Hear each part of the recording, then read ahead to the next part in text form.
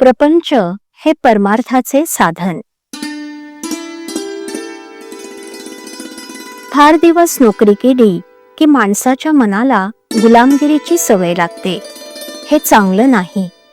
काही दिवस तरी माणसाने मालकी हक्काने राहायला शिकलं पाहिजे.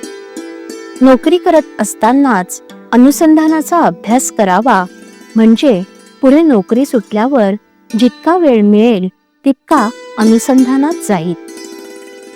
प्रत्येक मनुष्य जन्माला आल्यापासून परमार्थाचा अभ्यास करतो आहे. प्रत्येक मनुष्याला आनंद किंवा समाधान हवं आहे आणि त्यासाठी त्याची खटपट चालू असते.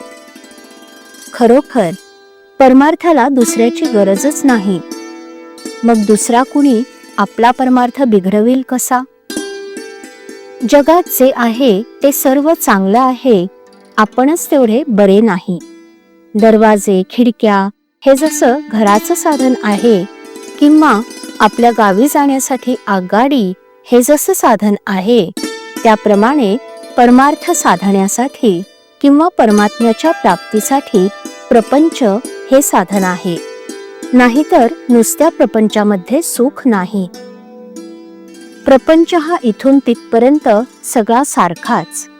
गरिबाचा असो की अडाण्याचा असो, अधिकाऱ्याचा असो की कारकुनाचा असो, या देशातला असो की त्या देशातला असो, प्रपंचाचा धर्म जो उणेपणा, अपुरेपणा किंवा तात्पुरतेपणा, तो कधीही कुठेही बदलत नाही. म्हणून जे आपल्यापाशी नाही ते ज्याच्यापाशी आहे त्याच्या प्रपंचाला पाहून आपण भुलून जाऊ नये. आहे त्यात समाधान ठेवावं. परमार्थात अधिकार कोणी कुणाला देऊन येत नसतो. आपला अधिकार आपल्या कृतीवर अवलंबून असतो. परमार्थाची जाणीव जेवढी दुःखात होते तेवढी सुखात असताना होत नाही. ते सुख शेवटी दुःखातच लोटतं.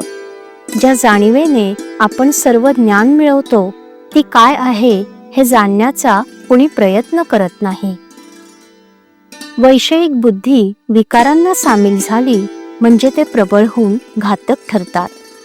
अशा वेळी मनात येईल तसं वागण्याचं टाळलं तर विकार दुबळे होतात. मी विकारवश होत असेन तर अखंड प्रेमयुक्त नामस्मरण करणं जरूर आहे. विकारांना वश न होता प्रारब्धाने आलेले विषय भोगावे म्हणजे त्यांचं काही चालणार नाही. थर्मामीटर ताप दाखवतो, घालवत नाही. तद्वत शास्त्र आपलं चुकतं कुठं ते दाखवितात, काय करावं ते दाखवितात, पण करणं आपल्याकडेच आहे. समर्थांना राम दिसला, आम्हाला का दिसू नये? तर आम्ही समर्थांप्रमाणे श्रद्धा ठेवून उपासना सतत आणि आदराने करत नाही म्हणून. कसेही करा पण मी रामाचा आहे ही भावना जागृत ठेवा. नाम जाणून अजाणून, श्रद्धेने अश्रद्धेने कसेही घ्या. राम तुम्हाला अन्न वस्त्राला कमी करणार नाही हे खास. नाम श्रद्धेने घेतले तर विशेषच फळ. म्हणून अखंड नामात रंगून आनंदात राहूया. श्रीराम.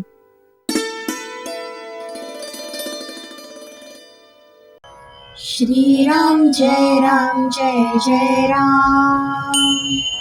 श्रीराम जय राम जय जय राम. श्रीराम जय राम जय जय राम.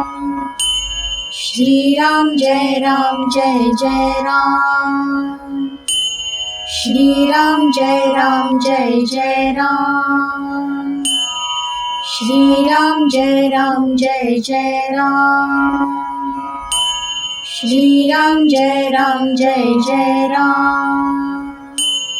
श्रीराम जय राम जय जय राम. श्रीराम जय राम जय जय राम.